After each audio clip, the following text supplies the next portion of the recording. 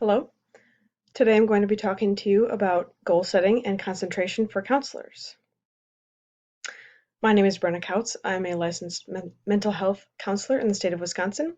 I have a master's degree in counseling, and I've worked as a therapist for 15 years. I also teach and tutor independent courses on therapy as well as volunteer for an online therapy program. So what you can expect from this presentation today is an introduction to concentration and goal setting, and a discussion on why they are important and effective. I'll also talk about strategies to achieve proper goal setting and concentration, as well as improvements in health due to implementing these techniques and common topics associated with goal setting and concentration. So why do we care? Though empathy and understanding are important elements of our profession, they're not the only tools that we need to serve our clients. The second step of self-improvement behind recognizing the problem is goal setting and concentration for a solution. If we can train our clients to set goals well, then we can get them on a path to self-betterment and a happier life.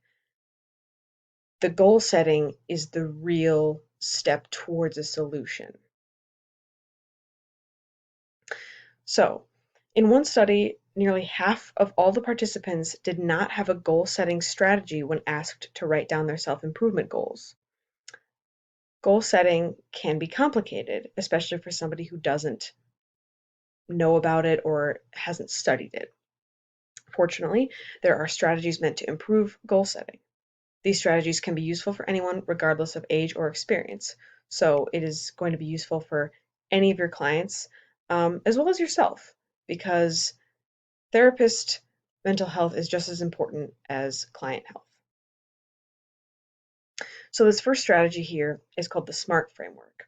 The SMART framework can help make more effective goals and improve one's perception of their progress. The SMART framework lends itself really well to taking action and evaluating one's progress.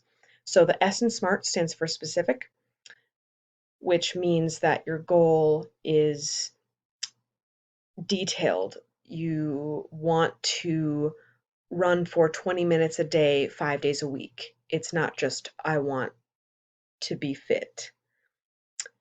Measurable. Again, this is sort of a detail-oriented thing. You are able to record it. Did I or did I not meet my goal for the day, the week, the month, etc. Instead of I want to be healthier, which is much less measurable. You couldn't really record that unless you assigned a characteristic to what healthy is. It should also be attainable. You want it to be challenging, but you do want your client to be able to have some success. Otherwise, there's going to be a lot of discouragement and sort of dropout with these goals. So a good rule of thumb is that the client should have about a 50% confidence with their ability to achieve this goal. So it shouldn't be super easy, but it also should not be super difficult. R stands for relevant, which means that it should be not only relevant to the client and what they want, but it should be relevant to your plan for the client's improvement. It should be relevant in what they view as healthy, what you view as healthy for them, based on your medical and or mental health understanding. And the T stands for time-based, which means it needs to be on some sort of schedule. So again, it can't just be, I want to be healthier, I want to get fit, or I want to be more mentally healthy. It has to be on some sort of schedule and then can be reevaluated. So for example, in the running example, I'm going to run 20 minutes a day, 5 days a week for the next 30 days. And then what happens is at the end of those 30 days, you can evaluate how much success you had with that goal, and if it needs to be adjusted or not, and just keep going in those intervals, because then it provides a little bit more structure to the goal.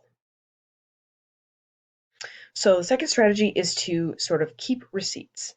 You're going to want the client to document their progress really well.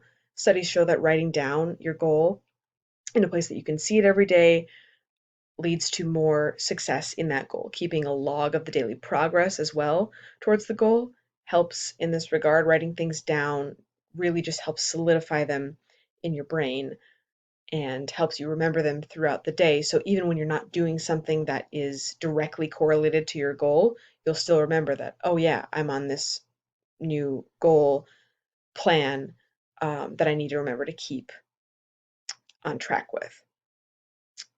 So this will also help with reevaluation when it comes time to the end of that time period.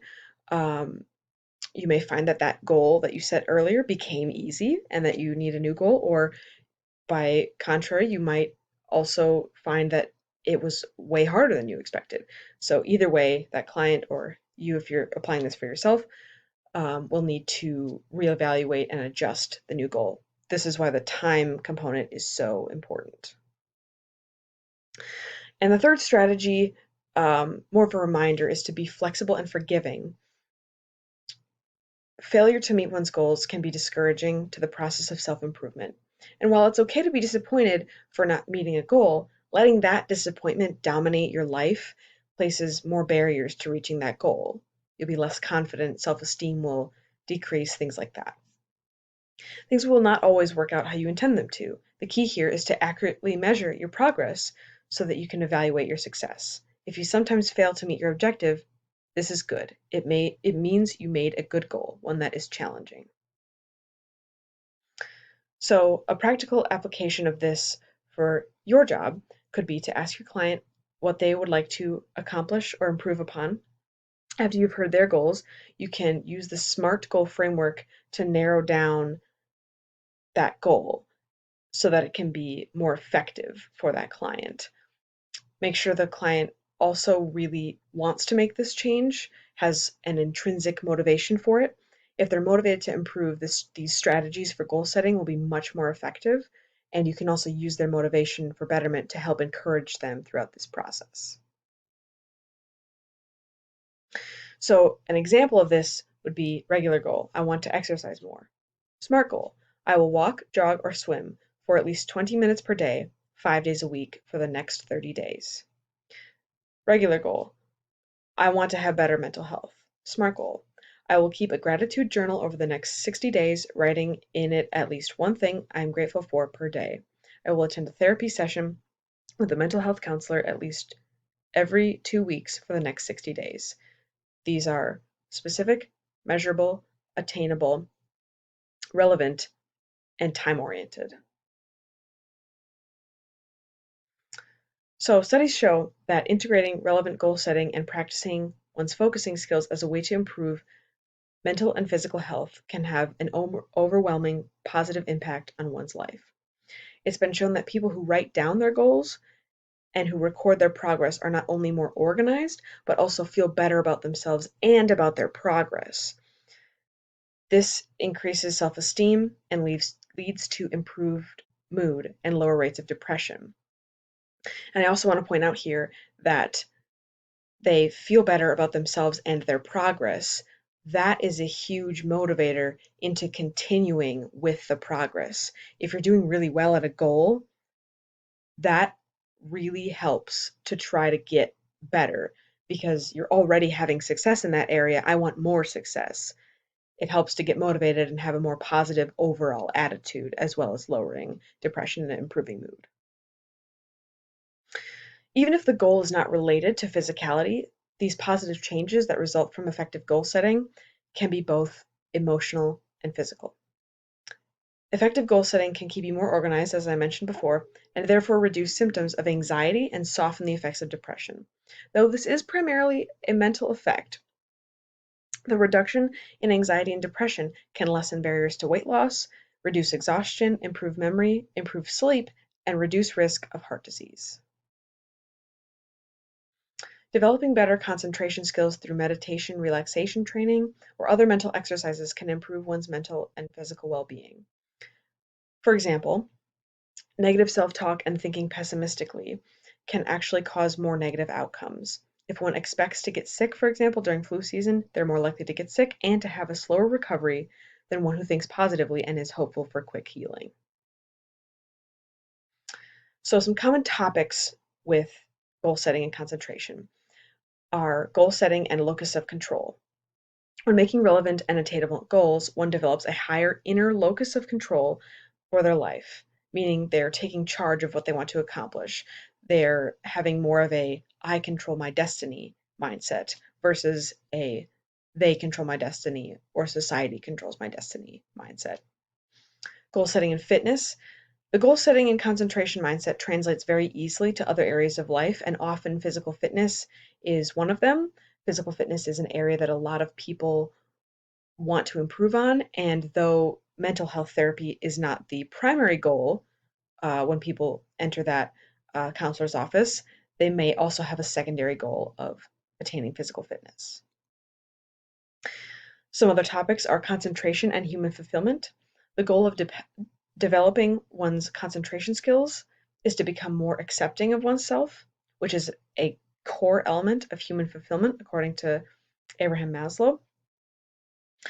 Concentration and coping. So using concentration to be more at peace with oneself can help with emotional grounding during tough times. And this also connects back a little bit to the locus of control and recognizing what is and isn't in control of your life and developing a positive mindset about what you can control. So to recap, goal setting and concentration can be very helpful in the process of self-improvement.